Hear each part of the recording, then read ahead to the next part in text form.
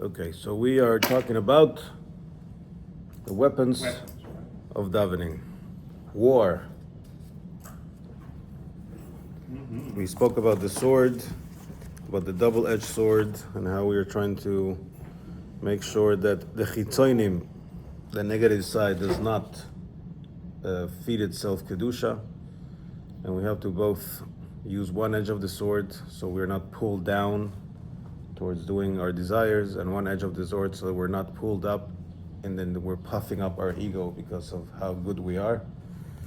And so that is the sword, which could be counted as like the main weapon. At least back in the day, it was the main weapon. But then you have archers. Yeah. People with a bow and arrow.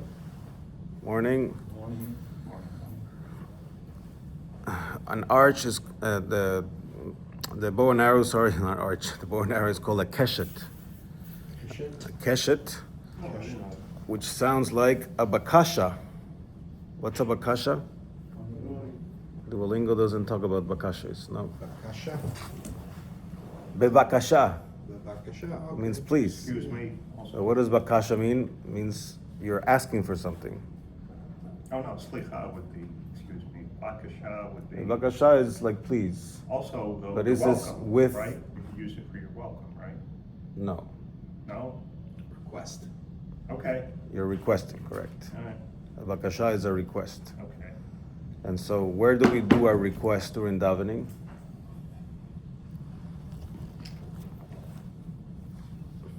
Amidah, Yes, thank you. That was easy. Oh, So the Amidah it's is a trick question. I know, I thought it was too easy, that's why. the Amidah is the bow and arrow, weapon, because it's full of bakashot, it's full of requests.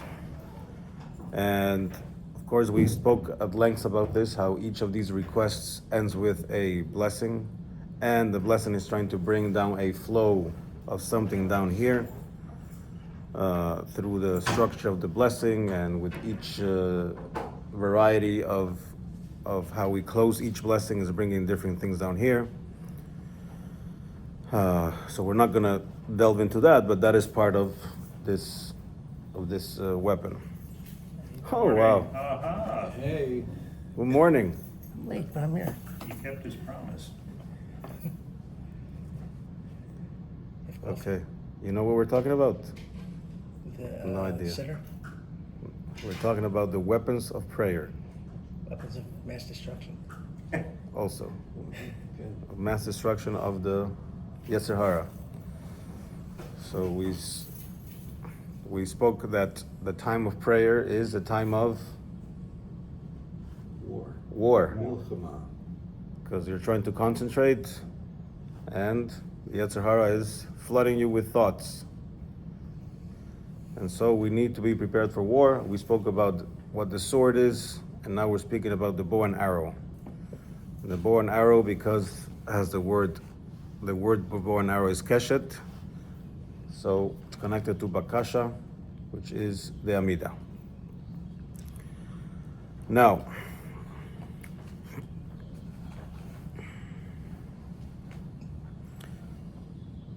part of the things that we're doing throughout prayer, and that the climax of it is the Amidah, is thinking about how far we are from Hashem,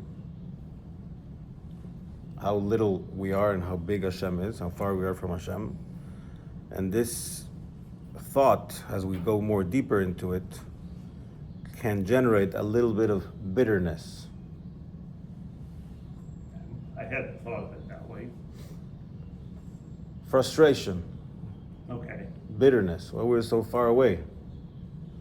But bitterness is not a terrible thing, because bitterness, and we can maybe learn about this another time, bitterness is a type of, quote unquote, type of sadness that generates a fire in you to want to fix it.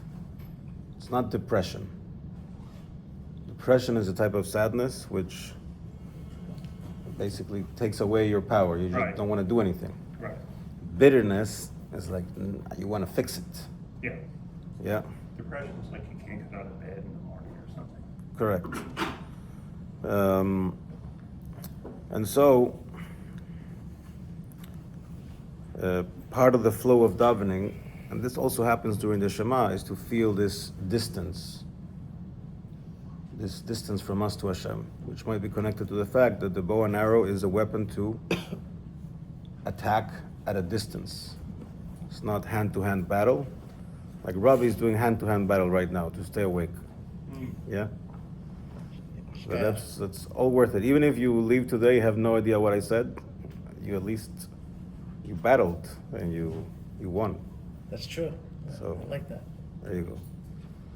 You may have learned some tricks with the Black Rifle Coffee Company. That's Exactly. that military company that makes coffee, those Yeah. guys. I was just watching on Fox News. Sorry to, Recently? no, I haven't seen that commercial in a long time. That woke him up a little bit. Yes. He's also a Jets fan, you see?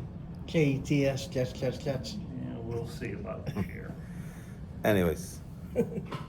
And so the bow and arrow is helping us reach further. You want to attack enemies that are far away, you use the bow and arrow, not the sword. And there's a few ideas about the fact that when you use the bow and arrow, you're pulling. The further you want to go, the more you have to pull Right, towards you, yes, which is counterintuitive. I want this to go there, but I'm pulling over here. The more you pull it over here, correct, the further it goes. yes. And so there's a few ways of understanding this. One way is this: the more you can develop this bitterness, then the farther you're gonna reach to fix it and to ask Hashem to bring a flow from you. Or the more you try to strangle your ego inside of you and understand how nothing you are, then the further you will reach to get rid of the more subtle enemies. No? These are not necessarily the grunts that are right in front of you need to kill with a sword. These are further away, so there are maybe chitzoinim, negative things that want to feed off of you, but they're more subtle. It's not so obvious that these are bad things. Sort of like when we talked about the bracha of Hanoitin lasech v'bina ben yom v'layla, the first bracha Birkot HaShachar, Right. gives the rooster the ability to distinguish between day and night. Mhm. And it's as we said, what's the big deal? You don't know the difference between day and night? Ravi, do you know the difference between day and night? Yes? So why do we say a blessing saying, thanks Hashem for giving the rooster the understanding to distinguish between day and night? You remember this? We're I do. asleep. All I remember was we were talking about them in Oklahoma or something. Okay. No, you were referring to roosters in Oklahoma. but- 'Cause When does the rooster They were start? so valuable. it's sunset. When the rooster starts making its sounds, you look outside, it looks night. Yeah. But somehow the rooster knows, no, we already passed the point where now we're into the light. So the rooster can tell the difference, the subtle difference between day and night, and we want to be able to know the subtle difference between good and bad. And the bow and arrow, perhaps the more you pull, the further you can reach into killing the bad things that are subtle within you. Yeah? But we're actually reaching backwards in a sense, You're reaching inside of you inside, okay. to reach further outside. Yeah. Perhaps this is why, and I think we mentioned this at some point in our classes. There's a question, why do we do Tachanun? And today's Rosh Chodesh, there's no Tachanun, but we can speak about Tachanun now. Why do we do Tachanun after the Amidah?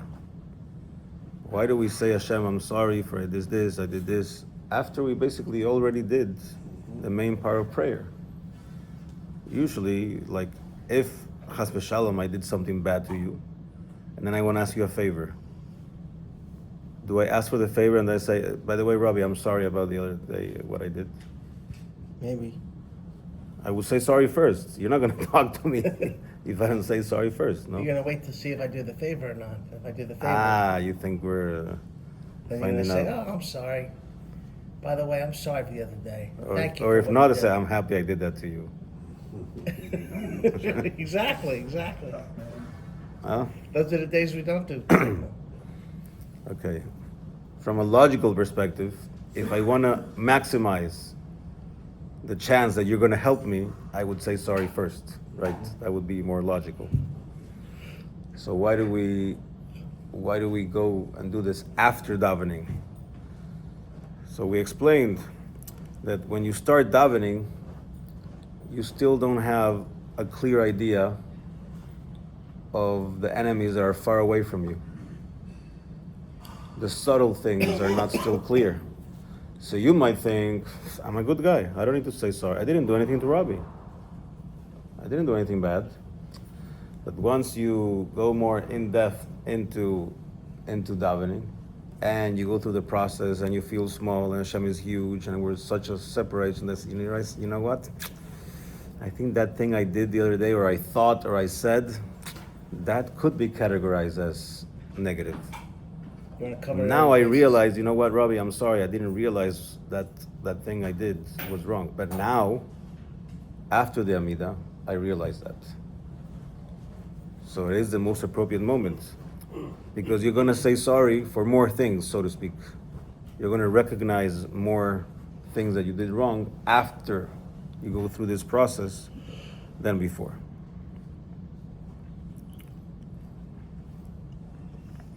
Okay, so now we have the sword, and now we have the bow and arrow. Mm-hmm. And we have ways of attacking hand-to-hand combat, and we have ways of attacking far away. The next one, the Rebbe Maharash, this is all based on a Chassidic discourse of Rebbe Maharash, which is also based of a Mishnah we read in Gemara Shabbos, which we'll come back to it maybe tomorrow. The next one is the Allah, the Mace. Remember the mace? Right, I remember the guy. You know what a mace is? Mace? Maze or mace? Mace with a C. It's like this Mace? medieval thing that has a ball on the end. It's like a stick I with thought a it was ball, spray. ball on top that you can hit someone. Spray Actually, you used did to a get shirt off that- people that are bothering you. No, not that type of. Not that, and not the They use the same congresswoman word, either. Not Nancy Mace either. She's, Oh, More yeah. like a flail. Huh? she's very attractive. Former Yeah, congresswoman, she got almost. beat. Anyways. She's getting out? She was running for governor and she lost. Oh.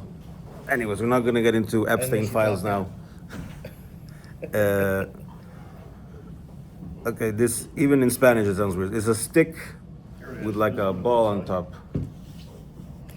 After the, This is a mace. yeah, I think it's that thing on the right on the top.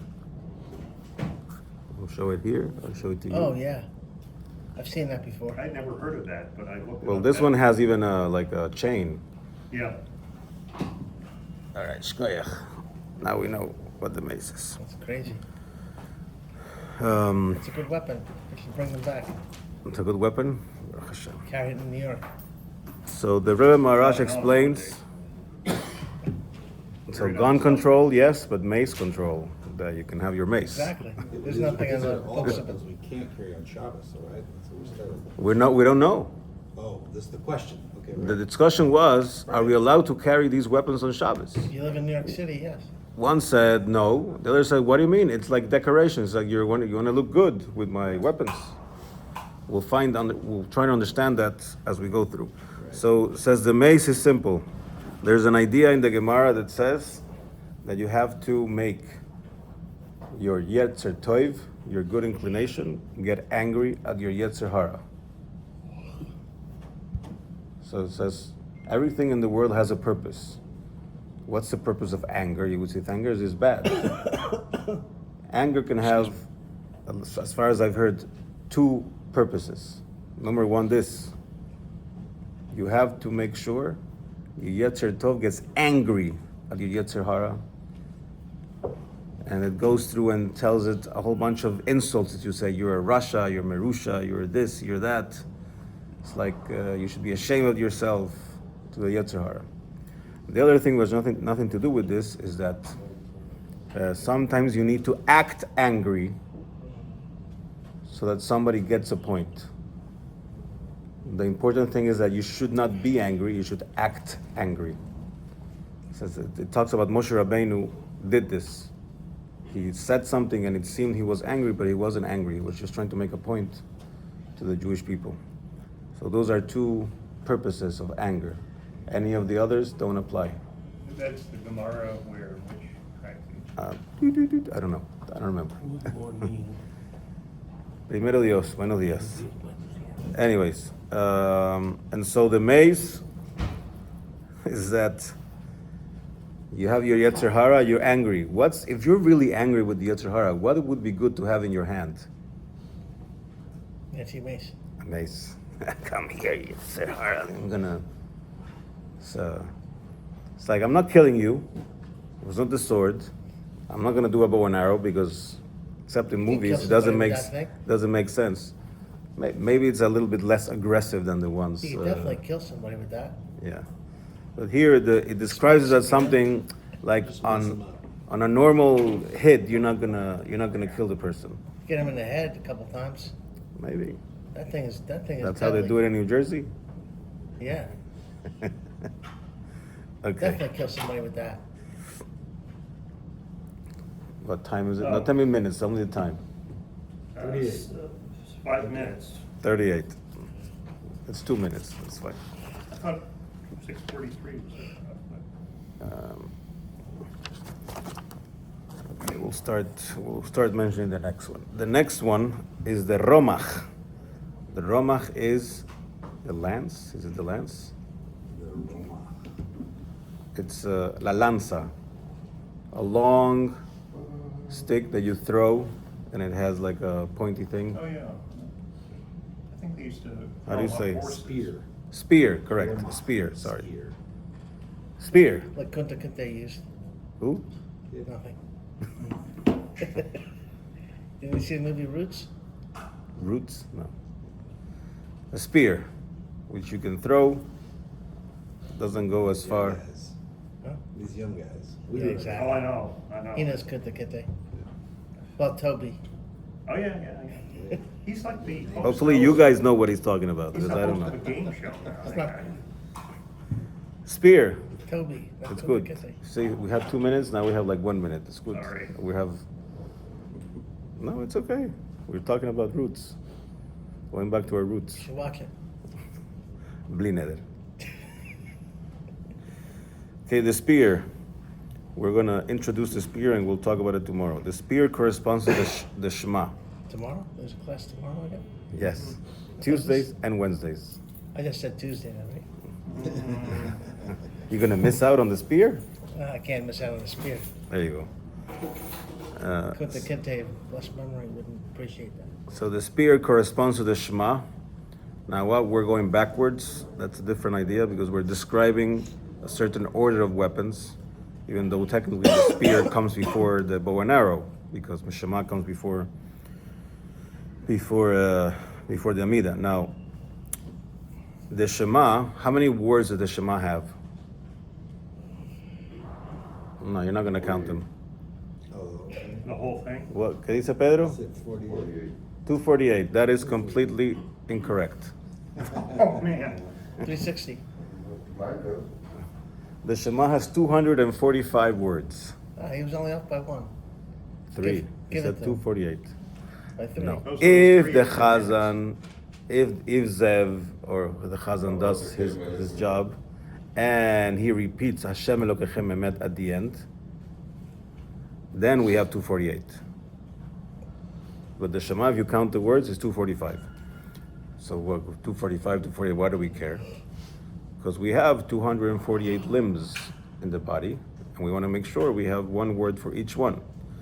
And how do you say 248 in Gematria? Reish is 200, Mem is 40, and Chet is 8. Romach, spear. Yeah? The word for spear is the gematria of 248, which is what we're doing in the Shema itself. So 248 was correct? Where'd you get 245 from? No. The Shema has 245 words. Yeah, If the Chazan has to repeat. right. Once everybody's done, he says, Hashem, Elokechem, Emet. He says 3 more words. Yes, correct. Extra. Right. You're saying it without a Hassan, you put the Kelmalek. Depends where, but yeah. But the Shema doesn't have it. You're adding. Pedro, come join us. Just giving Rashi commentary from far away. I don't say Avnoya Lechem MS silently. I'm not supposed to say it silently. You don't repeat it. You don't say extra. You finish and you say Emet. And then you wait and the Chazan repeats Hashem, Elohem. He has to say it extra. Sometimes Chazanim, they just say it out loud, but they have to say it extra. They have to finish till Emes and then say again Hashem, Elokechem, Emes. 3 more words to get to 248, Okay. which is The spear. the Positive spear, mitzvah. the limbs of the body. Positive mitzvah. Now the spear is a little more dangerous technically. I think Robbie thinks the mace is more dangerous, but the spear is technically more dangerous just because it's pointy. So it's easier to actually kill someone Yeah, kill him quicker. with it. And so tomorrow we'll try to understand the advantage of the spear over the mace, but also why we need them both. Because if it's okay, if the spear is better, why we need the mace? Just go straight to the spear. But we still need both. But for that, Robbie's gonna have to wake up again, win another battle, and we'll speak about it tomorrow. Only Tuesdays and Wednesdays. Emerge Hashem. You can sleep till next Tuesday. 6:15. You used to come like a year ago. Can't he was trying to spare